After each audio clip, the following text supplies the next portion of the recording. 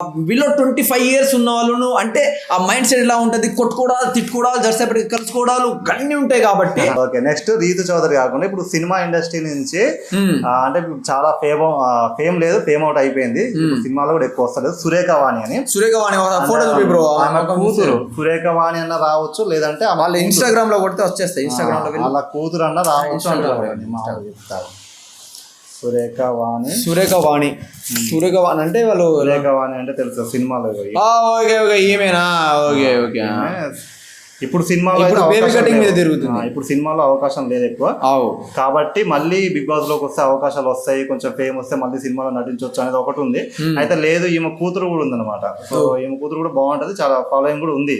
So అయితే వస్తే బాగానే ఉంటది, ఎందుకంటే సినీలో కొంచెం ఈమె కూతురు.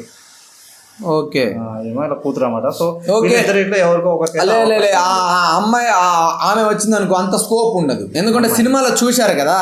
సో ఈ అమ్మాయి వచ్చింది అనుకో చాలా బాగా స్కోప్ ఉంటుంది, చూస్తున్నారు కదా, స్కోప్ చాలా బాగుంటది. సో డెఫినెట్లీగా అంటే అమ్మాయి చాలా అందంగా ఉంది.